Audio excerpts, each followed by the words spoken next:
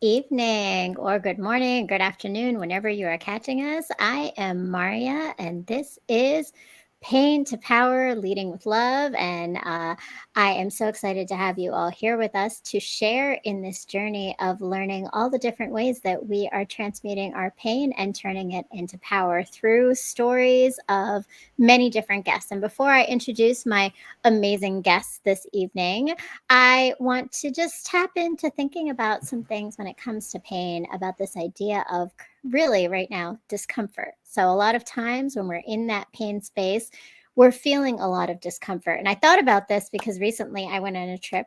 To Jamaica, and I did one of those excursions, and I was able to do like one of these leaps, right? And jump into the Blue Hole Spring, which is a tiny little spring, and as I was physically feeling the discomfort and fear, I was starting to reflect on the emotional discomfort and fear that we often feel.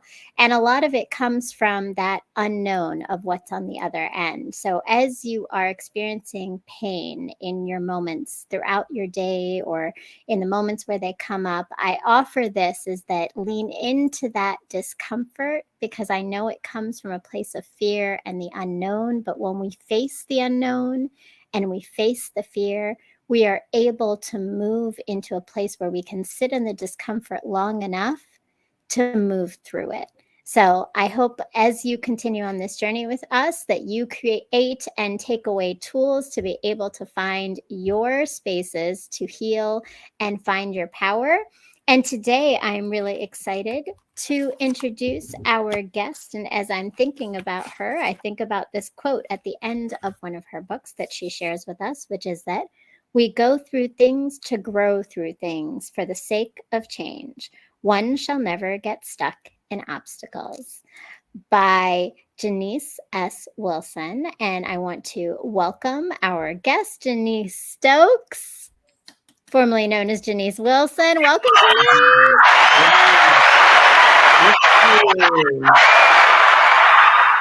And I just realized I apologize. Jenise Stokes, not Stokes. I want to Yes, make sure I ma'am. get that I was right. gonna get I you got to there. get that right. No problem. Welcome. It's so Thank great to you. have you here this evening. Thank you for having me. Thank you for considering me. Thank you. Oh, thank you for your time. So I brought you here because I happened to see you at a spoken word event and you shared some poetry. So tell us a little bit about just your background so our audience knows a little bit more about who you are, what you do, and then we're going to get into it. Most certainly. So about myself, I am Jenise Stocks once again, and I am an author, entrepreneur, videographer, a lady of many things. Just a creative person, a creative being. Yes, all about a dollar, holla. The dollar and the everything, Yes, right? all in the purpose. You know, you got to throw the purpose in there because the money gonna Yes. come. So, but it's all about the purpose at the end of the day. From Newport News, Virginia. Born in the neighborhood. Well, not born, but raised in the neighborhood called Newsom Park. What I like to, well, I always like to shout out because we are sometimes you bring your past with you, but I Mm-hmm. love that my past kind of shaped and molded me who I am today. With those places that I have come from. But yeah, that's pretty much me. From Hampton, Virginia. I mean Newport News, Virginia, born and raised. Writer, started writing at a very early age. Started Mm-hmm. being creative at a very early age. I was telling my husband that too long ago. I was telling him this story. We got time. 1 second for story time. Story time far as how it's, sometimes God reveal things to you from when you started your purpose at a very young age, or when because nothing goes unwasted. But I remember I used to watch this show, That's So Raven, and I used to Mm-hmm. like the dialogue in it, and just that was like my favorite show. And I was like, I want to do a TV show. I want to write me a TV show one day. And I remember like writing Jada said such and such and such, and Jada said, and not knowing that one day I was going to go to school for cinematic arts, I was going to write scripts, I was going to write a book. So that creative being has always been inside of me. So I'm just here to share my gift with the world. I love that, and that's beautiful. And I think it's such a great example of the idea of purpose leading you to manifest your future, right? Right. Um, and when we're driven, we get through it. And I appreciate that you gave a shout out to Newsom because that is part of like where we come from is who we are. for Yes. certain, right? It's part of who we are for sure. So I've invited you here, and the show is called Pain to Power. And welcome to, I gotta say, shout out to all of our supporters who are here. Just one love, welcome. So in thinking about this idea of pain to power, for you and your journey, what has that meant to you? From pain to power. Obstacles, going through things. I think in order to be a diamond, not that I think, I know through experience, in order to be a diamond, you have to be shaped and molded. You gotta, sometimes life applies pressure on us. And that pressure is there to shape and mold us into the being that we need to be for the purpose that we were created from. A lot of people fold under pressure. But I believe that pain to power, any obstacle, you're gonna get the victory through it. But it's like getting through it. You're not going to get stuck there. You're going to get through it. You're going to go. You're going to go through the tunnel. You're not going to stop. You're going to get through it. You're going to get past it. Pain of power is a powerful statement within itself. Far as overcoming, and like the quote that you read in the beginning, hey, we go through things to grow through things. It's Mm. always there to get you to the next level, to get you to the next step in life. Sometimes God will put challenges on us so that we can experience something, just to maybe even just to give us a different perspective. So he's like, okay, aha, you get this. Now you can go to the next level. I can get you on another dimensional level of thinking so you can, take it up a notch or whatever. I can give you a little bit more, so it's just, but without those experiences, like, we always hear in quotes, experience is the best teacher. Without those experiences, you really never don't quite get it. So it's good to just go through those things so that you can grow through those things, and also know at the same time that you're not going to get stuck there. Mm, I love that. But that's such a beautiful thing to be able to then be shaped and molded. So there's a purpose to it, right? That pain has that purpose of shaping and molding you to be who you're going to be. And that is powerful. So as you're thinking about that for you, you talked about being young, knowing your purpose with writing, but something brought you there. So Right. what was it that has been the things that have led you to feel like you needed that outlet of writing, or that like writing had become your thing? For one, I think, with, not to get off topic, but to get on topic. A lot of it comes from my mom. Sometimes things are genetically passed down. It's just in our DNA. My mom is a writer too. So, her being a writer, and out of nowhere, I noticed that, hey, I kind of enjoy this writing thing too. So, let me go ahead and give it a try. But I learned that as I got older. Actually, my mom, she brought me my first journal. I used to write all of my thoughts down. It just made me feel good. It was one of those things that, growing up in the area, growing up in the projects or ghetto, whatever you want to call it, the hood, it was an outlet because you see so much. And once again, me and my husband was speaking about this as well. We was talking about things that you see when you grow up. Like, it's not normal to see bodies or constantly seeing a fight every single day. Those things and those traumas, those are what I call now glory triggers. But however, it was the writing that basically helped me keep sane. It was, me writing down and not knowing the power of writing. Far as that, even with me writing, I was manifesting things over my life. I would write things like, this will not be me. I'm gonna live in my purpose. I'm gonna make it. I'm gonna be a millionaire. And Mm. this is me writing these things at a young age. And it's like, I just kind of early on just noticed that this is something that I like to gravitate to. Even though I was still in the streets, I was still doing a little, still a little being a little hothead. But just at the same time, God still hit a pull on me. He definitely hit a pull on me. So I was still able to use that purpose that was embedded inside of me to get over to the other side. Mm. Mm. That's Yeah, that I appreciate that, right? Like, and I think the purpose has expanded too. Now it's not just you're writing for you, right? Like that's maybe where you started, right. but you created that writing, and now you've brought other people into your story, but also into helping them. So along the way, there's a lot that happened, I imagine, before, but what led you to then writing your own book? Writing my own book. I noticed, well, Color Girl Chronicles had come from I had always been writing up, always, wrote down short stories, so forth, so on. But when I got to college, I started to, in college, you meet your best friends in college. So of course, best friends get together, we get drunk and we cry and we tell our stories. And you notice that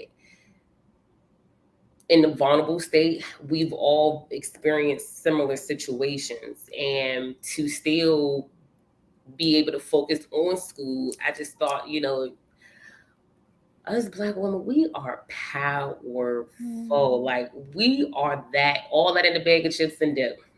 So we are that. And I wanted to just be able to share that because even at that time, no one really wanted. I was like, we should just start like a little group where we get together and just, but nobody really feels comfortable in their vulnerable states. When you feel vulnerable, you feel weak, which should be the actually complete opposite. Vulnerability is a strength; it's not a weakness. Mm. And so I yeah, so I wanted to be able to, share that truth so a lot of women can be able to come out and say, hey, you know what, I experienced this too. This was my glory trigger. It's not a trauma. It's not a well, it is, you could call it trauma, but I like to call it glory triggers because we want to make sure that we give our pain victory too at the same time. Because we got to give ourselves the victory because we got through it instead of just, dwelling on it and saying, hey, this is still happening. This is this even though things take time to process, but at the same time, you know, you're gonna get the victory. You're gonna get the victory. The victory is yours. So Yeah. Yeah, and I think you mentioned specifically, right, that your focus was on focusing on Black women and their yeah. experiences, and you created the Color Girl Chronicles, and I'm curious to know, like, specifically how that guided what you wrote about, and also even just like thinking about, you mentioned vulnerability. Actually, Hmm. I'm a pull back because I actually want to know more about when you're saying about vulnerability. When you asked for others to come into this space with you, your friends, and start this process, how was that? Like, how did you move through that vulnerability? Because that's a big thing, especially for young women, especially for women of color, and I would imagine also being Black women, where those the messages that are received about vulnerability are not that it's accepted. Right, right. And to answer that question, it really wasn't like a big thing or a big thought that I put into it. It was more of an action. I'm more of a person where I don't really, oh, I'm going to do this, or I actually plan. I just started to do it. If it's lit on my heart, um, and I like to have witty inventions or witty creativity ideas and stuff. It was an idea. It was brought forth, and I just took action. Um, I felt it was a passion wholeheartedly. I was driven to it and I was really interested in it. When I become interested in something, it becomes a goal, it Mm. becomes a number one. So it was like I became really intrigued about the why in people's situation. It's like, why did you have to go through that? Why did you? Because I do feel too that a lot of things that we go through it for a reason. And sometimes you may not understand it at the moment, and I wanted the book to kind of somewhat give people clarity of their why. Because I speak about a lot of the why in the poetry of the book. So that was more of where it was driven from. It was more of trying to understand the why of a person's situation, bring a light to the situation. Because I feel like when we go through things, all we do is cover it with darkness, and we don't give it any light, and we don't give that pain room to grow into power. So Mm. I wanted to just that was my driven point, just wanting to understand the why of people's situations, and to compare and say, okay, so you went through that, so what was next in your life, and noticing, okay, that's what God gave you, the glory and the victory right there, because he wanted you to understand. And it was so crazy because actually me and a friend, I'll give you an example. Me and a friend was talking about, actually my friend Marsha, my best friend, she texted me today about something that she had heard at church.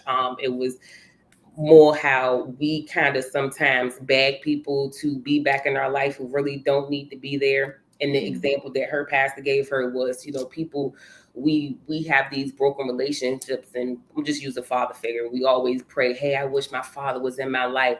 When whole time, his absence was actually a blessing. God said, I needed his DNA, but his character didn't need to be in your life.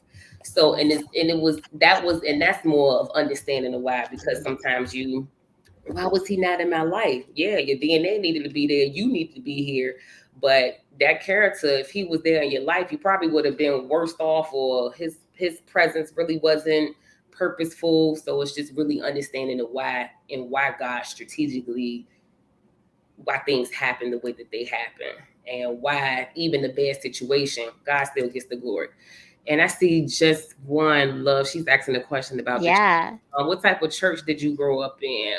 What type of church did you? What do you mean, like Pentecostal, Baptist, or we speak in tongues around here, girl? I don't know what question. How you want me to answer that? Well, I mean, we'll go with that. What denomination and how has it Has it affected you affected positively or you? negatively? Yeah, definitely. There's a lot of faith in everything that you're saying. So how, what, yeah, what denomination? Was it denomination? Honestly, the church that I was, it was a faith based. We didn't even have, like, a lot of old school people do denominations.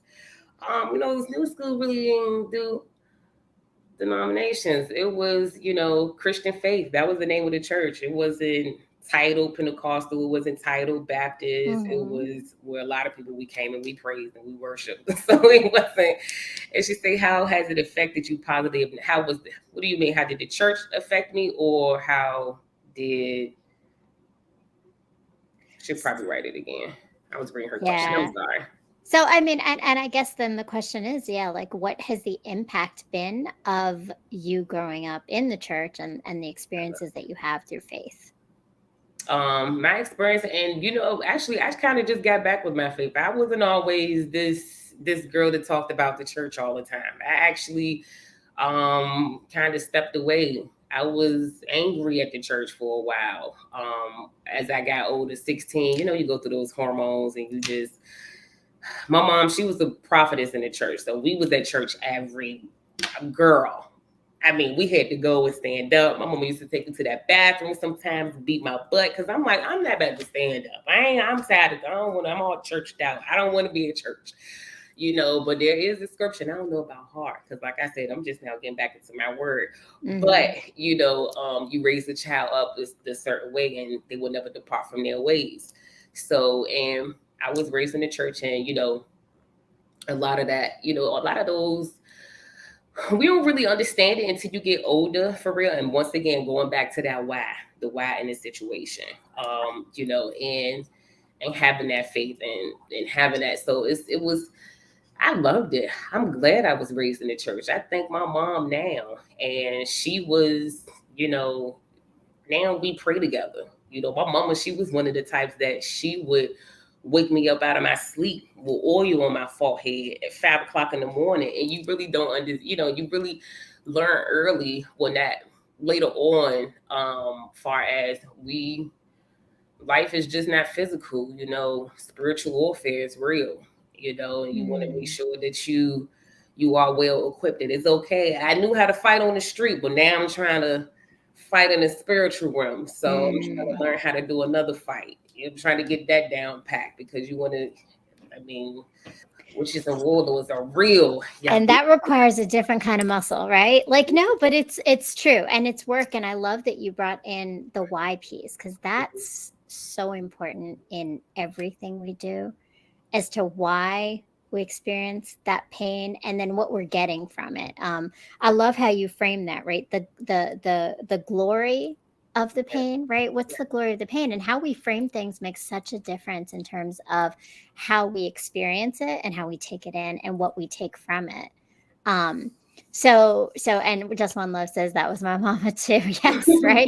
I think a lot of folks that could resonate with that, right? Church is home, right? And I always think about it because my mother, I wasn't born and raised in church. I was born as a Muslim. I'm raised in a Muslim home, but I know that like there's something about faith and spirituality that gives generations different kinds of grounding, Right. right? And especially when life is challenging, especially when things are uncertain and there's this discomfort, right? There's the comfort that comes from faith. Right. whatever that is for you. So what did bring you back to it actually before we go into the book? Because now that we're talking about it, let's go in there. Like, so Girl, what you can't do nothing without God. He just always bring you right back on in. You will drop to your lowest point, and nobody else is there to help you. And the only thing you can just do is sit there and pray. And you know what, God, you got my attention. And that's what sometimes our pain is for. God just wants your attention. He wants to be there at the forefront of your life and the decisions, so He can take you and lead you and guide you. So that's why I just noticed, it was one of those aha moments. Okay, God, I can't do it by myself. I got to get myself together. Like Mhm. I gotta be able to get it together. So it was, and it's just things have been going up ever since. Even though nothing has ever been too down, but because I'm always get through. I don't care what I go through. I'm gonna make it out golden on the other side every single time. I love it. I love it. And welcome, salute, welcome, Lawrence Turner. Appreciate you being in That's here. cuz. What's up, cuz? Oh, cuz. All right. Okay. Family's here in the chat. I love it. Um, so let's get into these books because there's a purpose and there's the why. You have three different books, part one, two, and three of the Color Girls Chronicles. Tell me a little bit more about each of these books and the purpose of each one. Yes, yes. So part one, that was the very first one. A lot of part one was what I wrote in high school, a lot of the poetry. So the stories that I were able to obtain. So first of all, the Color Girl Chronicles, and they're not necessarily in order. You can read them in any order. It's just more than one book. Some people like to compare it to. You ever read the book Chicken Noodle Soup for the Soul? How there's a Mm-hmm. lot of stories Mm-hmm. in one book. So it's like that, but it's just with all Black women, and then there's a poem pertaining to each situation. So, so to talk about the books, it was just basically, like stated before, gathered a lot of stories just to speak about vulnerability of Black women. And to be completely honest with you, I'm in the because now we talk about growing and pain to power and transitioning and evolving. So now that I'm evolving and I came out of my cocoon stage and I'm in my butterfly stage, um, so actually revising those books. I'm revising them. I'm actually here soon. They'll be republished in August. So be looking out for that because they will be republished in August. I'm doing some different things with them. I'm going a different route with it. A lot of it that I wrote, not to say that I just came up with something a little bit more powerful. Let's just say that because I don't want Mm. to give it, I don't want to talk down on it because I love those books. They are my babies. They will always be my babies. But I got something better to say. Mm. I got a different perspective. And with time, we had those epiphanies and we understand now why a little bit better with time and with experience. And now, I'm just ready to tell it in a different way, in a new perspective where it can actually reach more than, because the book was actually aimed towards more young women, but now I'm a little older, and I connect with a lot of older women, and it's like, okay, the perspective is different from when you're a young adult, and when you kind of, Right. the perspective kind of sways back and forth. So I got a better way. I'm just, guys, it's just, you guys just stay tuned. You're gonna see it. It's gonna be on license. But yeah, it's just stay tuned. Definitely stay tuned. Make sure you follow me on Instagram because you will not regret it. I am about to blow some people's mind. I love it. And so I'm gonna say I have the first versions, the ones that Yes. haven't been changed.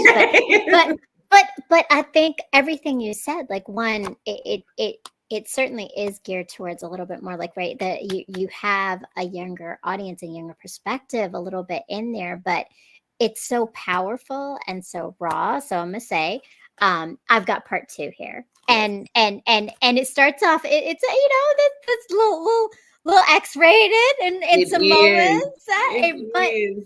but like and I gotta say, just before we go into it, a shout out to No Holdbacks, Tasha, our fellow Ranters Union, just getting a Beyonce hash card upgrade. Yes.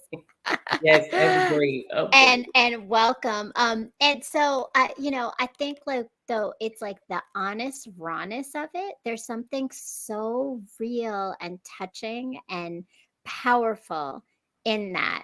So the way you've set these up, you have actually journal entries Yes. of individuals who have written their journals, and then you wrote the poetry. So tell me more about just this setup of these books, and particularly of part two, because this is the one where you interviewed others. Yes, yes, yes. So I started to, in part two, I started to get into the interview portion of where I actually sat down with people and wrote out the interview.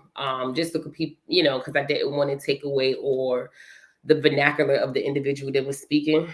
Mm-hmm. So I wanted to write it from their point of view as well as their style of speaking or talking or anything in that sort that you may say, opposed to in the very first. And I started to do that too with 2, 3, because I have 4 books, and I did that with 2, 3, and 4, where there's conversations in those books, opposed to the very first copy where is a story and then there's a poem. And just to speak about what you were saying, as far as the X-rated part, that's what I'm going to edit to as well.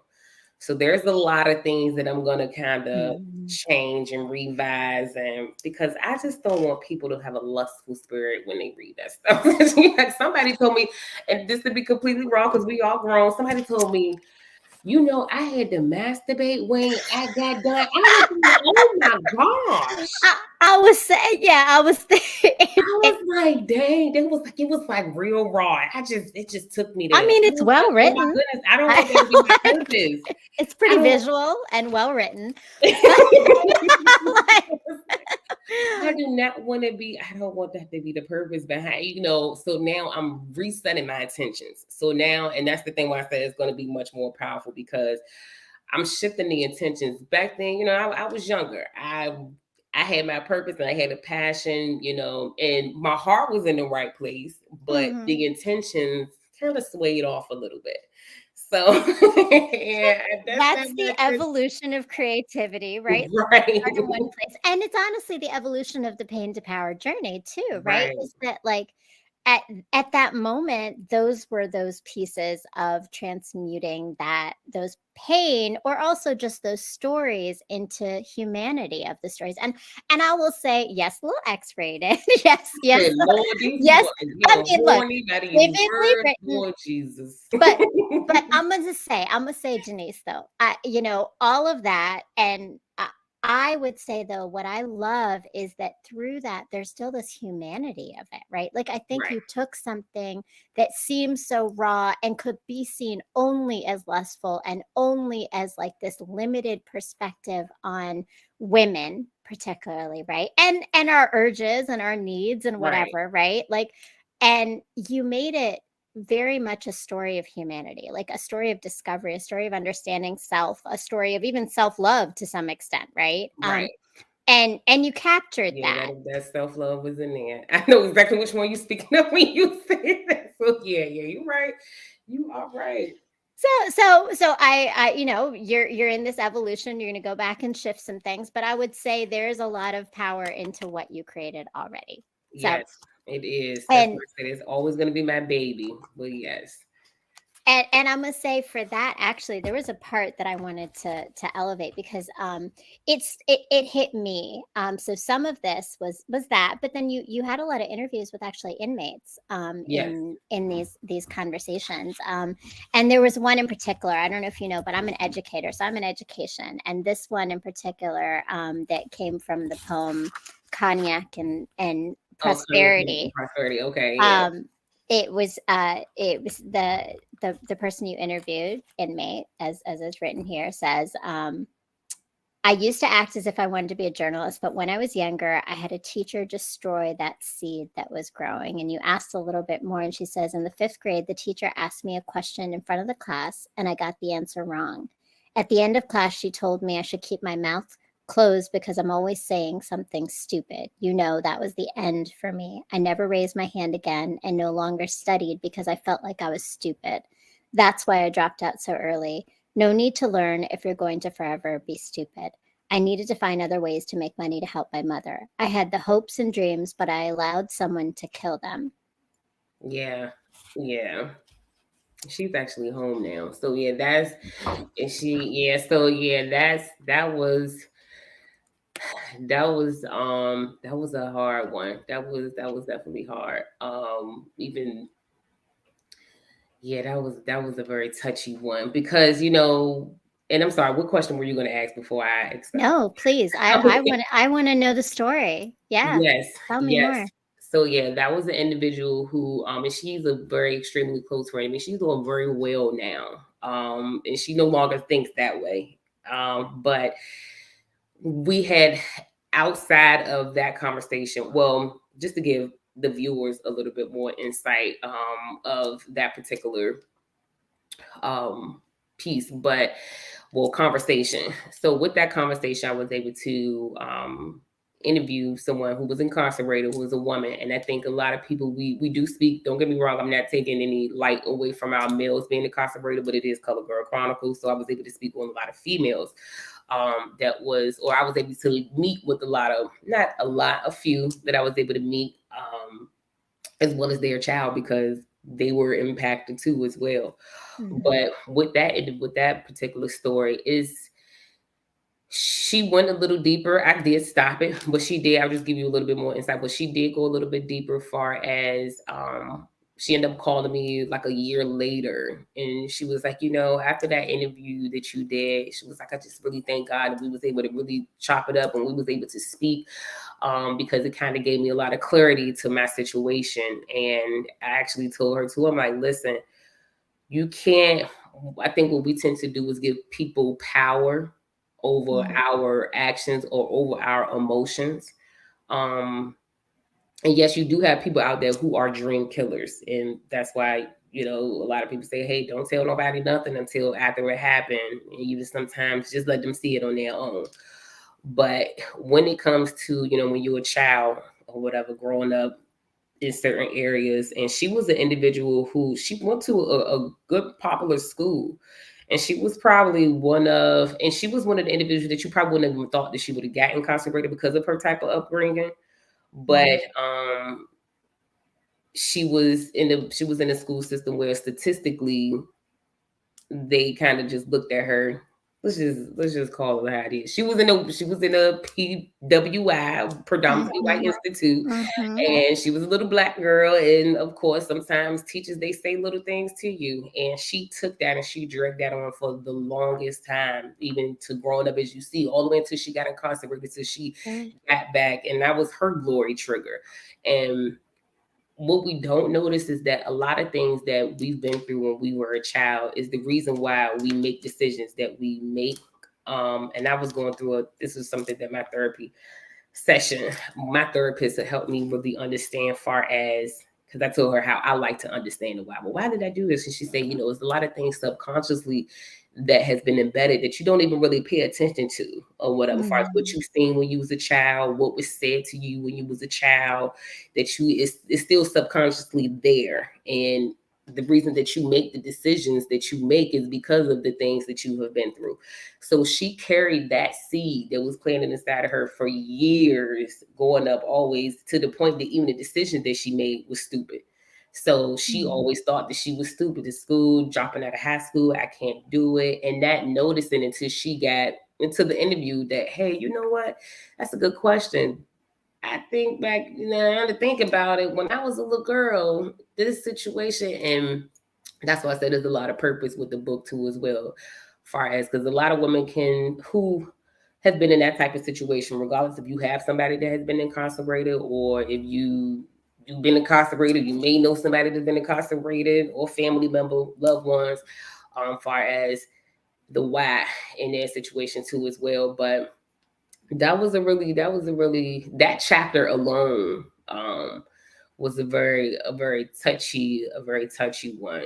And I still connect with a lot of those women, a lot of the stories, a lot of people, and they always ask, when you gonna do another book? I got a lot, been through a lot more stuff. So when you gonna do another one? I got a story Hmm. to tell. But with that particular story, it was definitely heartfelt.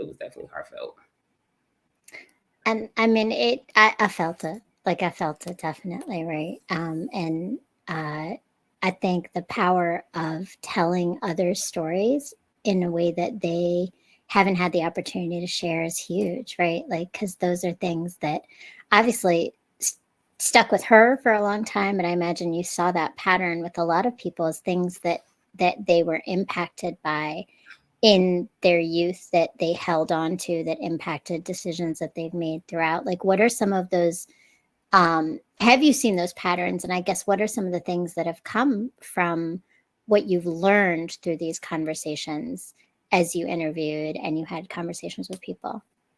I've learned that some people, they will talk about their experiences, but they will just stay there. Some people are complacent. Some people are comfortable in their trauma, and some people are just comfortable in their pain. Some people don't want to transfer it to power.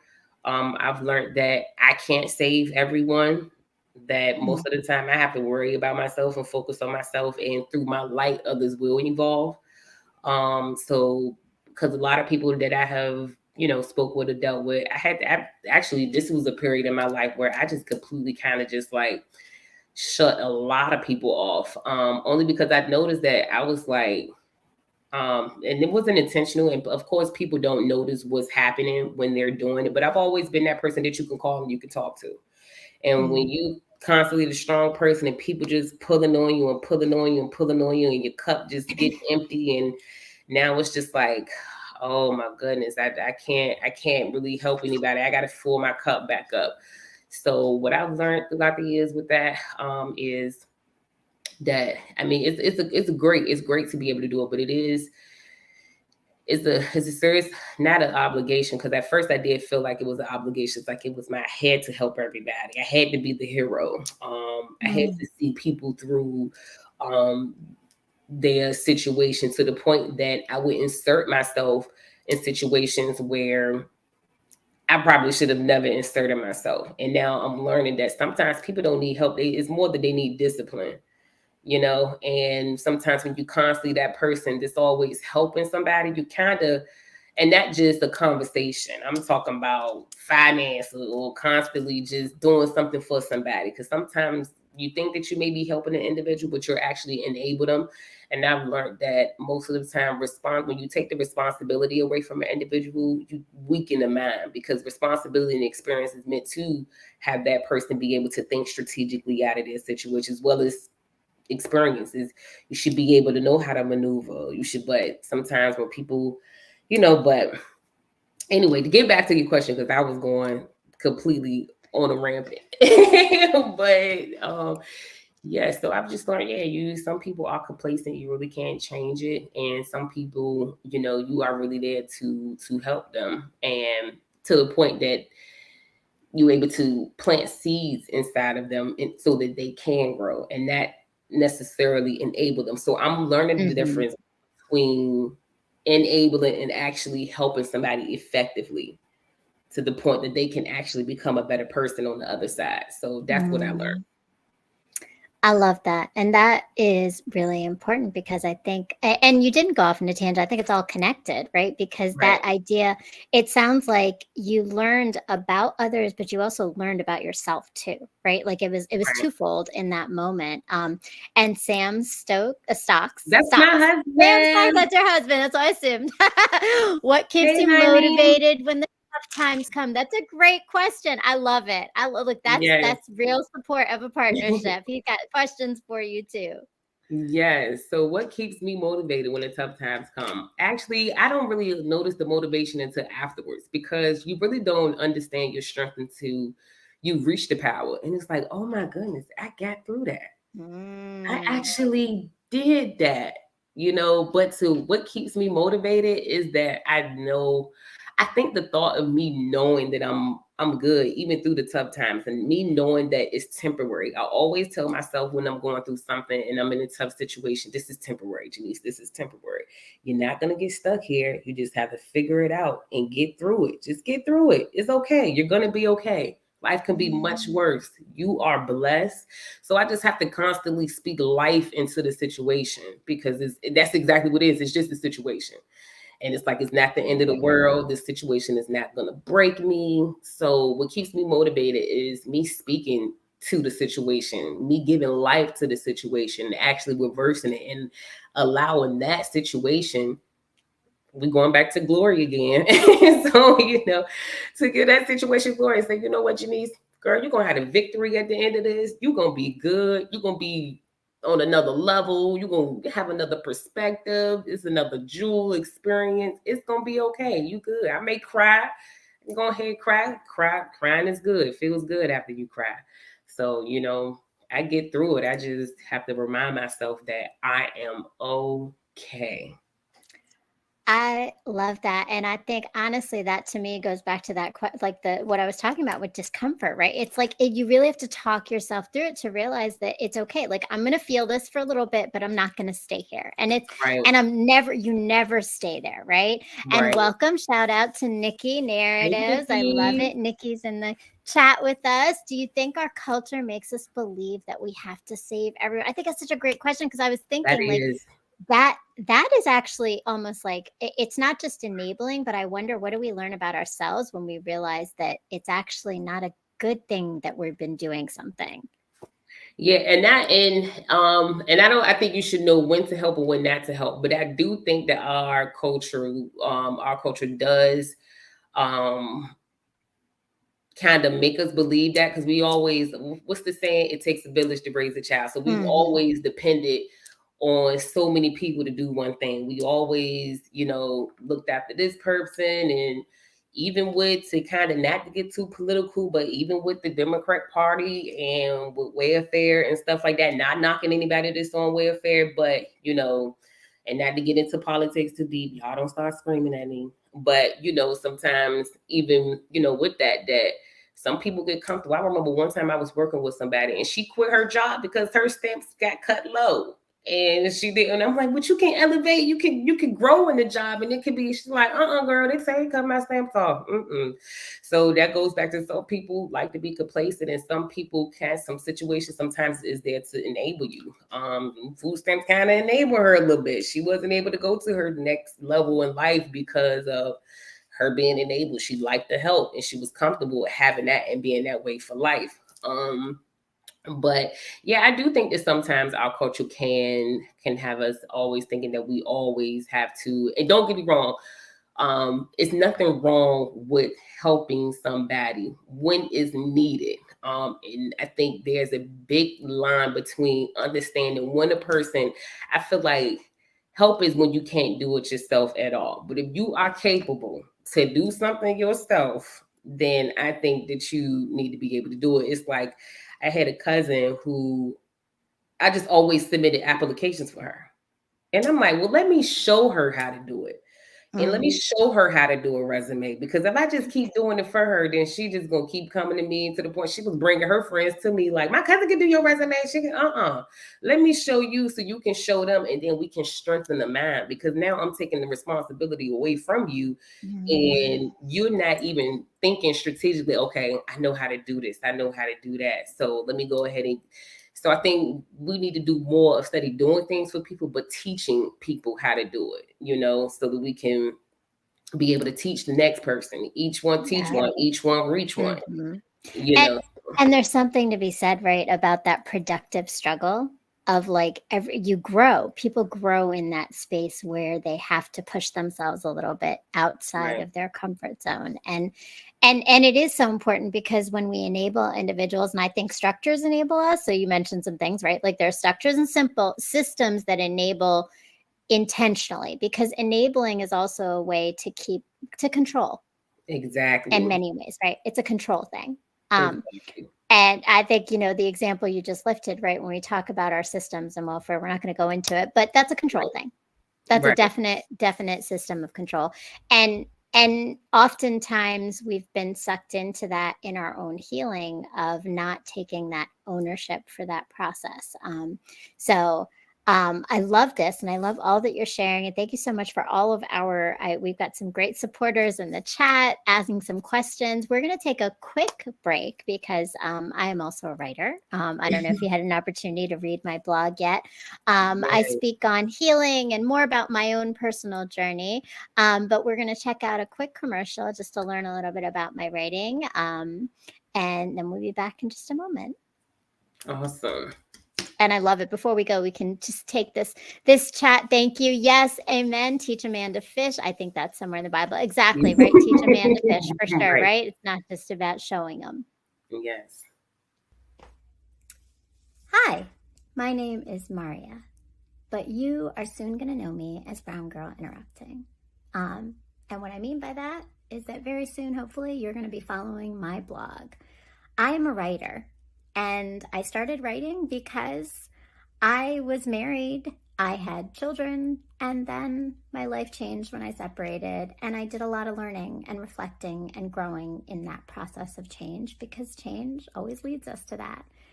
And I've decided to share that with the rest of the world, because sometimes hearing that someone else is going through the same thing as you, or understanding and putting words to the feelings and experiences we're having, helps us to heal from them, or grow from them, or learn from them. And so that's what my blog is. It's writing about life, healing, relationships, parenting, dating, marriage, pain, love, mistakes, growth, and coming out whole still in all of it as a human, flawed, but always open to new things. So that's my life, that's my journey, and it's written in this blog. But my hope is that you are going to go to www.browngirlinterrupting.com and join and subscribe to the blog and read all about my story to help you maybe gain some perspective on yours. Awesome. That was awesome. We may have to change the tables one day. I may have to interview you on your show and ask you. Look, I'm up for it. I'm up for it. I'd Hey. love that. And definitely, if you haven't done it yet, please go subscribe to the blog. Put your email in. You'll get all the updates. I recently wrote 3 posts, actually. Leaping into Fear, which is all based on the story I told at the beginning of the show. Burden of Resilience, talking about a lot of the things we've talked about when it comes to being so strong and what that is for us. And finally, The Kiss of Life, inspired by Sade's song, and just my own story of some pain and power that I've been experiencing the last few years. So please go subscribe. Make sure you go to the website and you check it out.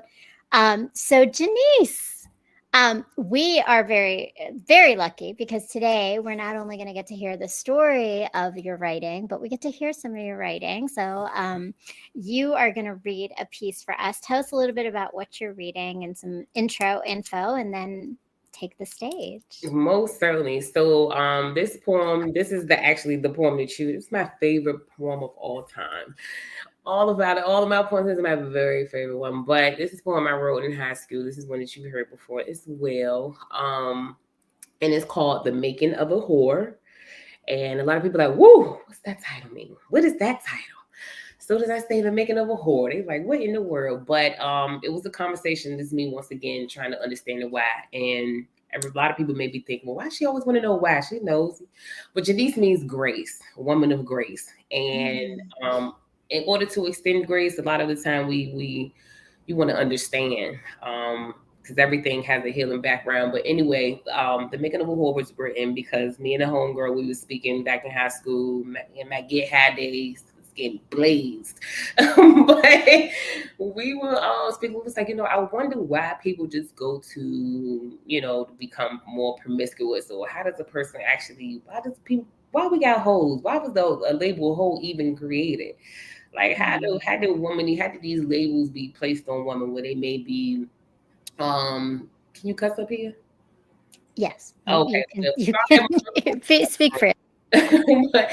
So when you may become a bitch, or you may become a hoe, or you may become a whore, or all of these labels, and you get these labels due to the experiences or the things that you have experienced. So it's like, I remember a song, I think it was a J. Cole song, and he said, not every woman is a bitch, and not every woman is a queen, and not every woman is a hoe, or something like that.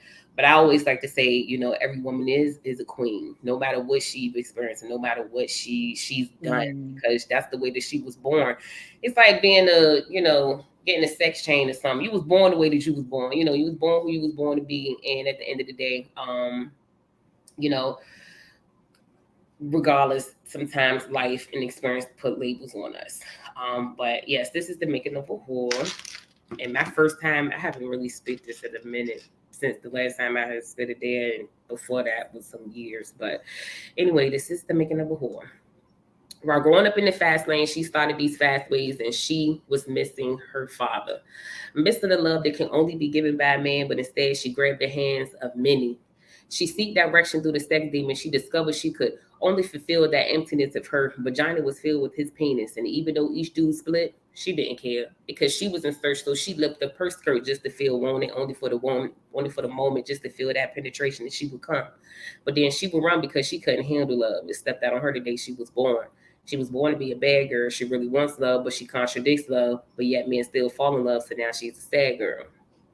While growing up in the fast lane, she started these fast ways, and she was missing her virginity.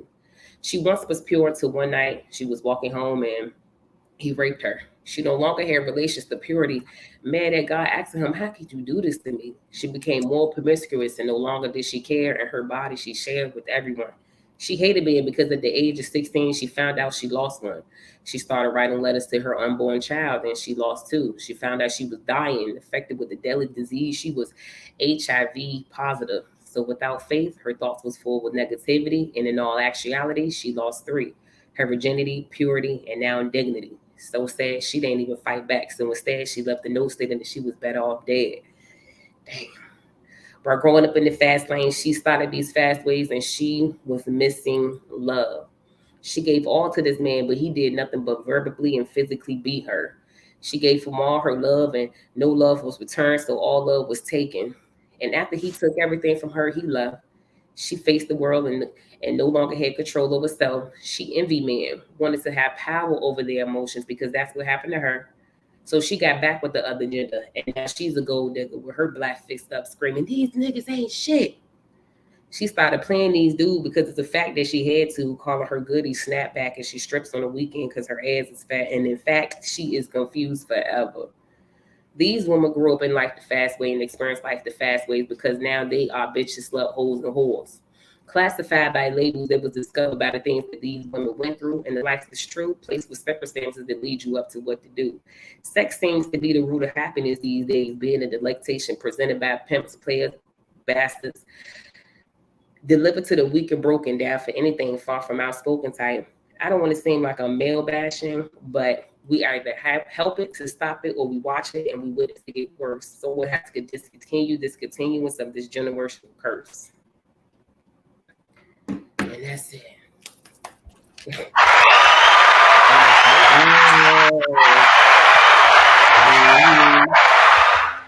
And poem. You took the stage, and it was amazing. I was there the first time I heard it, and it struck me because you're right. Like the title, and then I'm like, okay, what's this going to be about? Like like I'm intrigued. I'm intrigued. But I think so when you were reading it, and when I heard it, I remember the first time. I'm thinking of the Nigerian author Chimamanda Ngozi Adichie, and she talks about the idea of this danger of the single story.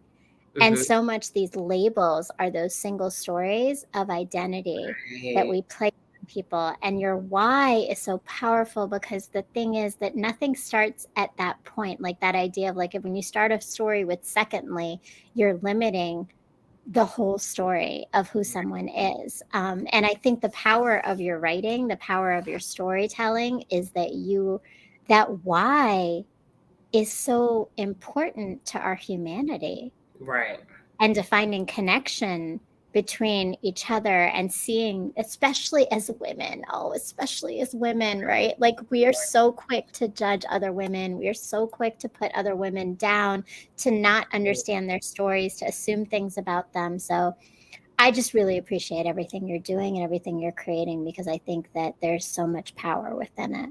Yes, yes. Thank you. And thank you so much for having me and me being able to share everything on your platform. So thanks again. Thank Thank you. you. No, thank you. So we have a few minutes, and before we go, first I want you to say any last words of just anything you want people to walk away. You've been dropping gems all night, and I imagine you got some thoughts on just this idea of just what you think our audience needs to hear right now to give them life, to give them that glory of energy of expression. Yeah, I would say don't allow fear to stunt your growth. Just do it. Don't allow your past to have power over your future. I would say everything that you want in life is at the grasp of your hand. And all you got to do is open it and hold it tight and don't let it go. Remember your purpose, remember your passion, remember why you were created, and that everybody was created to be a blessing. And the way that you are going to be a blessing, that's what you got to figure out. But do not give up on figuring out your why. Mm. I love it. Don't give up on figuring out your why. So, as we're not giving up and we're continuing to follow you, what do we have to look forward to? And what are some of the other places we can find you and things that you have going on? Yes. So you can visit my website, which is www.colorgirlchronicles.com. I'm also on all social media platforms as Jenise Stocks, except for Facebook. I'm as Jenise Sade. And Sade is Sade, just like the singer, Jenise Sade. Sade is my middle name. That's what the S stands for. So yes, all social media, TikTok, Instagram, Jenise Stocks, Facebook, Jenise Sade. Website is www.colorgirlchronicles.com. And definitely while you're following, because some things are going to be changing. So definitely make sure that you definitely follow those platforms so that you'll know exactly what's going to be happening and what's going to be changing and my growth, because I'm going to continue to grow. So yeah, let's grow together. So, and I'm also looking for women to more women to connect with in the DMV area. I'm starting a web series as well. So I'm looking for some actors. I'm looking to start a film team. So if anybody is really interested, definitely get with me and let's link up and let's make some things happen. I love it. And I know that our audience, we've got a lot of people from the DMV in here. So hopefully we're going to get some connections and also make sure to check out your hair products as well. Yes, and I'm like I said at the beginning, I'm an entrepreneur. So I also have hair products, 22ahc.com. So make sure you check out our hair products. We have the Crown Bev Cleanser, which is our shampoo. Yes, that's me and my business partner, Marche Cox. Shout out to my best friend. That's my girl, my heart. But yes, so make sure y'all check out Advanced Hair Care. So if you're looking for something to get your roots going, get your hair back, so definitely check it out. I love it. Definitely. Everybody, please make sure you check it out. Links are all below in the chat. Make sure that you are following me and Jenise and you Yes, are paying attention to all the things going on with the businesses and our writing and thank you again for tuning in today and thank you Jenise for your thank time for your you. wisdom for your why because it's continuing to drive us all and as everybody continues to think about your experiences and that discomfort just as Jenise led us out to say right just don't be afraid of that fear don't be afraid of the unknown. When you make that leap, you really do grow in ways that you wouldn't even realize you could. And it's just faith in yourself. It really is faith in yourself and faith that you're going to be carried through the universe through this process. So thank you again to all of you. Thank you to our iRant network for who this show is in association with, to my amazing producer, Jalogic. Cannot forget him. And please make sure to check out my Instagram because we have an event coming up to celebrate his 40th and in New York for a harbor cruise. Make sure that you check out some of that information. And I am not here live next week because it is Mother's Day. I will be celebrating. Yes, that's And a good day. early. Thank you, and happy Mother's Day! Shout out early to all of my mothers in the chat and watching and tuning in later. But I will be back on May 21st for another artist at the same event that I met you at, Jenise. I have Miata Yes. Harris coming on May 21st. Awesome. Yes, Oh, yes. yeah. Everyone tune in. You're gonna love it. Right, She's right. She's awesome. got a great story, beautiful She's poetry, and you are not going to want to miss her journey of pain to power. So please make sure that you subscribe, that you are hitting the bell so that you get the notifications for every Sunday at 9 o'clock to come and tune in, learn how to heal through storytelling and community on Pain to Power with me, Brown Girl Interrupting, and all of my amazing guests like Jenise Stokes today and Stocks.